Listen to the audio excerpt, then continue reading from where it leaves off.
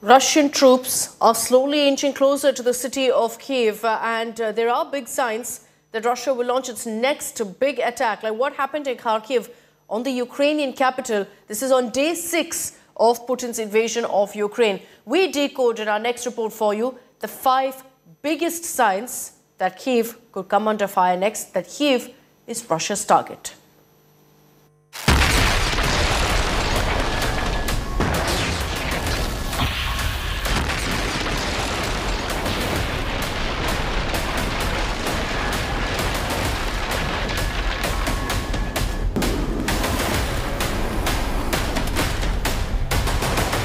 Russia is closing in on the Ukrainian capital. Almost under siege for over 3 days, Kyiv is fighting back. But there are 5 big ominous signs of a big attack by Russian forces on Kyiv, which has so far been guarded well by Ukrainian troops.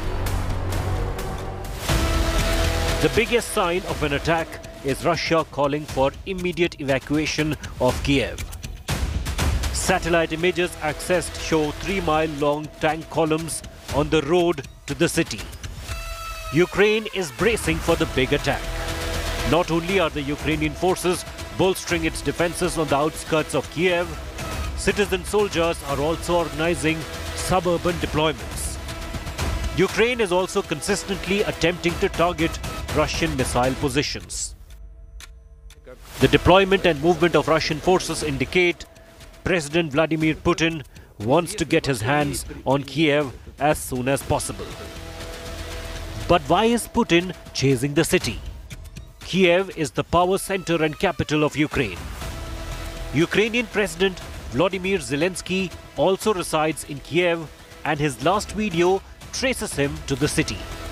Putin hopes to install a Kremlin-friendly government in Ukraine once his forces take over the capital. Lastly, Ukraine's major military installations are spread around the city. While the first 5 days of attacks proved the war is not going to be a walkover, Russia is not backing down. It continues its advance towards Ukraine's crown jewel, Kyiv. With Gaurav Sawant and Rajesh Pawar in Kyiv, Bureau Report, India Today. A team of reporters for the last many days have been getting you unparalleled coverage from the ground. Here's a report by India Today's Rajesh Pawar from the capital city of Kyiv. Air raids were witnessed amid peace talks between Russia and Ukraine. Take a look at that report. I'm right now in my hotel in the city center, Kyiv city center, and I just heard 3 big explosions. In last 10 minutes, 3 explosions, one after another, big explosions, one of them very close to me. I believe these were the cruise missiles fired by the Russian army into Kyiv. Also, in last 15 minutes, the air alarm signal, the air alarm siren went out 6 times, warning all citizens in the city to move out of their houses and go to some bomb shelter or to metro shelter, or maybe in the basements of their houses if they have one. So if this is happening after a gap of 30 hours now, at this time when the talks were going on, I take this as a signal that talks have failed and the war will resume now, and at a much harder scale and a much bigger scale from tomorrow onwards. This is Rajesh Pawar for India Today from Kyiv City Center. From Kyiv, let's focus on Kharkiv, which is Ukraine's second biggest city. It's been under siege now for over 100 hours and counting, because since the weekend, we've been getting you details about the battle for Kharkiv. Soon after Russia claimed that the city was on the brink of falling, Ukraine claimed it's still very much under their control. Here's a timeline of all that's played out in Kharkiv and what's in fact led to the Russian troops struggling to take control of the city.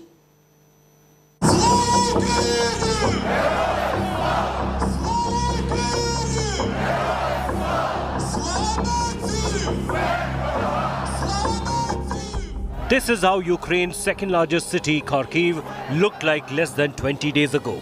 After over 100 hours of being under siege, this is how the streets of Kharkiv looks now.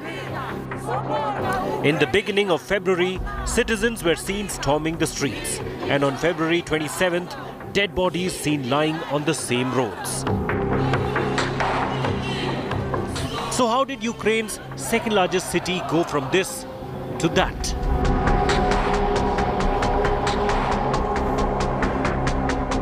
The image that marked the beginning, day one of Russia's full-blown invasion of Ukraine. This hazy CCTV footage would mean the beginning of the siege on Ukraine and its cities.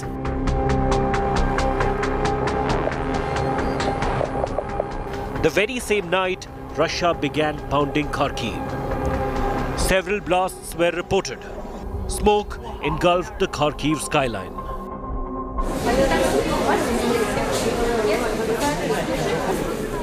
Residents of Kharkiv took refuge in an underground metro station, fearing shelling after a missile hit a residential building, injuring one person.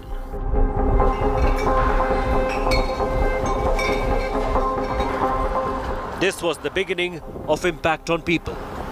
Residents began fleeing Kharkiv, leaving homes and personal belongings.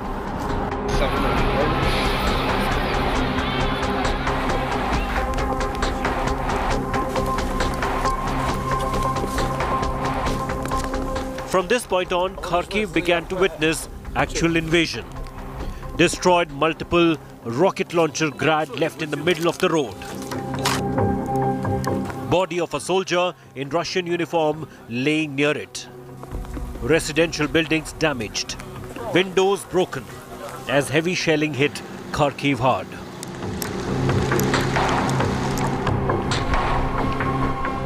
Four days after Russia's invasion, the office of Ukrainian President Vladimir Zelensky said Russian forces blew up a gas pipeline in the country's second largest city, even as Russia's invasion continued.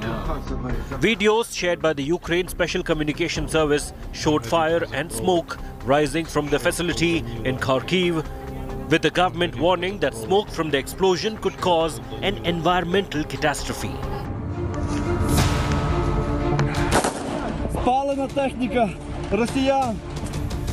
The relentless bombing did not deter the spirit of Ukrainians, the second largest city.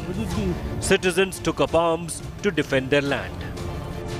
Russian army vehicles were seen smashed, damaged and even set on fire in what was turning out to be fierce street fighting between Ukraine and Russia on the streets of Kharkiv.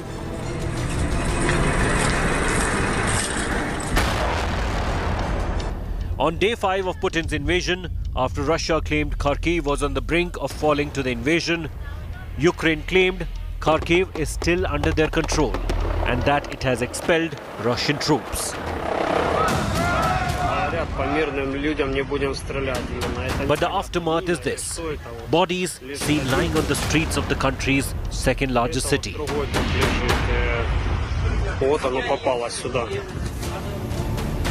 The Battle of Kharkiv is key for Putin.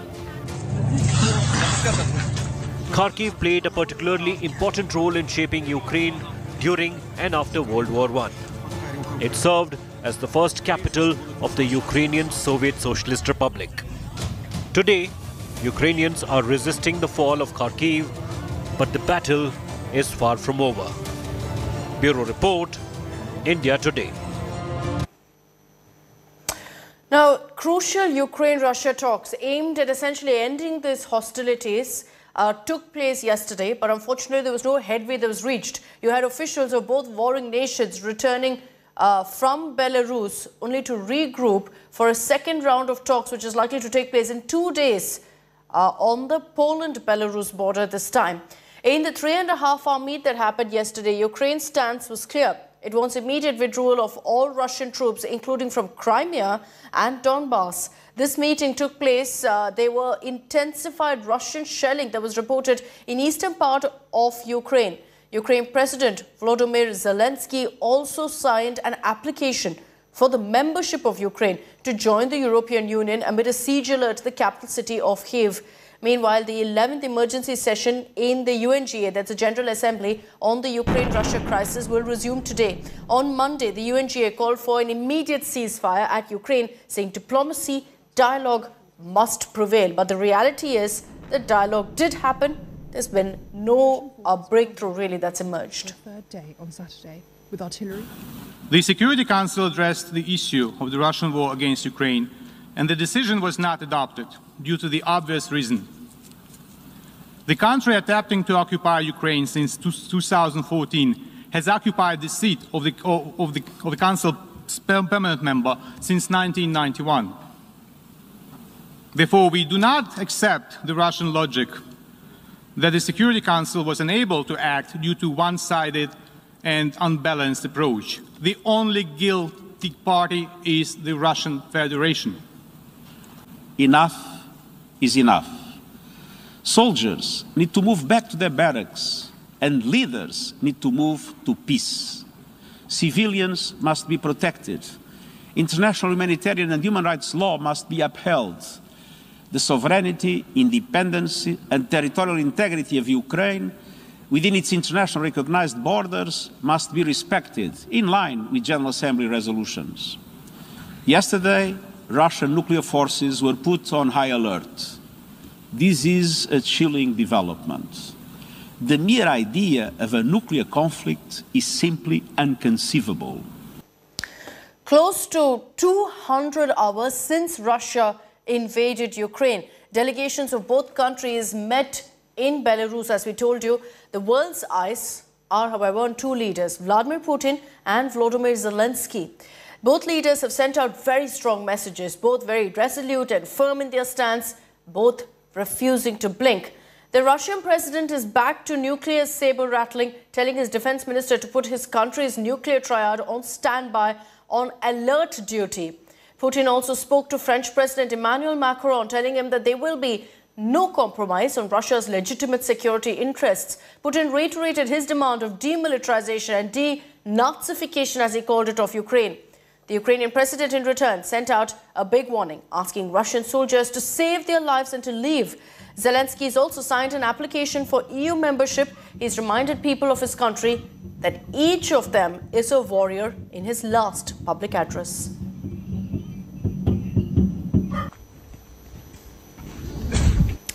War rages on. Invaders from across the border are trying to overrun Ukraine. Russian forces are relentlessly moving towards the capital. They want to take over Kyiv, and that's the objective, to get rid of the man who's rallied his country to stand and fight. That man is, of course, President Vladimir Zelensky. And he's an unlikely hero, an unassuming wartime leader of a country that's under siege. He's the puny David of Ukraine against the Russian Goliath of a bully. A man who thought comedy was his forte got the tragic role of a president of a nation invaded. And yet it's in this role that President Zelensky has found his largest audience ever, as people across the world have hailed him. If you haven't had a chance to read about Zelensky yet, in our next report we get you all the details about his very, very interesting journey to become the president of Ukraine. Всім добрий вечір. Лідер фракції тут, голова Офісу президента тут, прем'єр-міністр Шмигаль тут, Подоляк тут, президент тут. His is the voice of defiance, a call from the heart that has gone out and firmed the defense of Ukraine against the forces of invasion. I'm here to protect my wife, my family, myself, my country from the Russian invasion. We will fight for our land and we will kill all Russians. If somebody give me a weapon, I will fight. I'm not afraid. Volodymyr Zelensky, the president of Ukraine, had everything wrong about being a wartime leader of a nation invaded. He's from Jewish stock in Eastern Europe with its history of anti-Semitism. His family spoke Russian. He grew up speaking the language of the invader. He happened to be a comic by profession. In 2019, the comic actor decided to run for presidency. And people took that as a joke. He called his party the Servant of the People Party. The outcome was comic relief.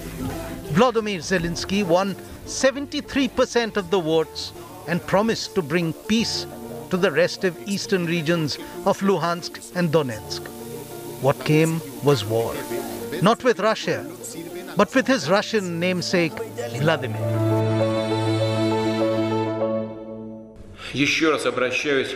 Once again, I appeal to the servicemen of Ukrainian armed forces.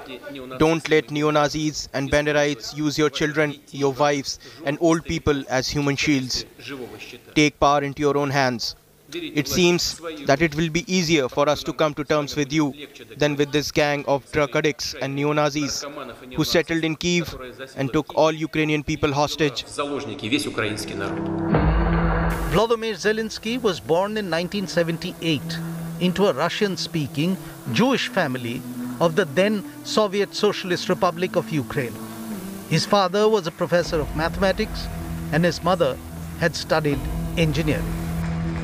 The town of his birth, Kyiv, stands next to Babi Yar, where 33,771 Jews were shot and thrown into a ravine over the course of 2 days in 1941.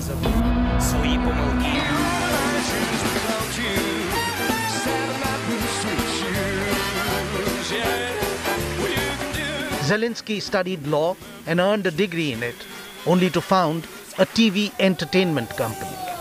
Zelensky found success in his vaudeville act. He and a few friends created a comedy troupe that became a famous act not just in Ukraine, as well as other Russian-speaking regions of a post-Soviet world. The prism through which Volodymyr Zelensky viewed the world changed when Vladimir Putin invaded the land of his birth in 2014. That was what made him take his first political step. He donated a fortune to arm the then weak army of Ukraine. He chose his side when he relocated his production company to Kyiv and began to fully master the Ukrainian language. Something that was to be a big help when he played the most successful comic role of his life. In the TV series Servant of the People, Zelensky plays a school history teacher whose rant against the rampant corruption in government gets recorded without his knowledge by a student and is posted on social media. The video goes viral, and without even wanting the job, the teacher gets elected president of Ukraine. And then, through set pieces, bumbles his way to become a heroic leader of his country. On 20th of May 2019, facts overtook fiction when the 41-year-old Volodymyr Zelensky took the oath of the highest office in Ukraine. And when the new president had to make his inaugural address, he said, "It wasn't just me who took the oath." He said, "Each of us put a hand on the Constitution and each of us has sworn loyalty to Ukraine." It was an oath of loyalty that the unlikely politician would prove himself worthy of in the conflicts to come.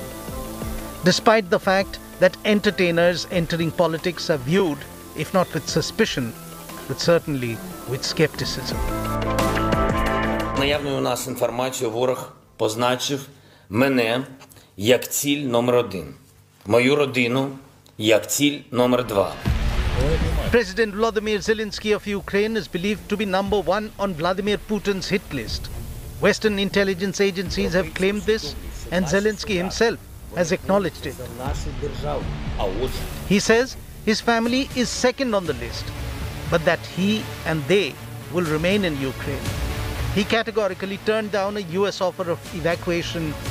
Instead, he asked for arms. Nobody will force us Ukrainians to give away our freedom, our independence, our sovereignty. But it looks like the Russian leadership is trying to do it just by the way of destroying their own country. To prove that he is still there and not running away, the president of Ukraine has been regularly posting self-taken videos in front of the very recognizable presidential palace, telling the people of Ukraine that he is living up to his promise, even if he has to die for it. захисницям. Слава Україні! Vladimir Zelensky, the president of Ukraine, is playing the role of a lifetime. He has already given a performance that has made him a hit across the world. This unlikely wartime leader of his country has won the hearts and minds of people around the world. His actions has more than established the contrast with his nemesis, with whom he shares a first name, the meaning of which ironically means ruler of the world. When Vladimir Putin ordered his troops to invade Ukraine, he possibly made one miscalculation.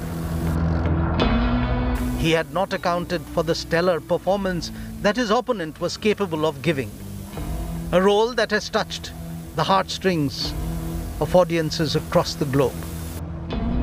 Whatever be the outcome of this war in Ukraine, history will record Zelensky as the hero in shining armor, while Putin has already joined the ranks of all-time world villains like Hitler and Stalin. When the world's a stage and everyone is but an actor in it, there is no doubting that Vladimir Zelensky of Ukraine stands at the edge of that stage, where life meets performance and only truth shines forth.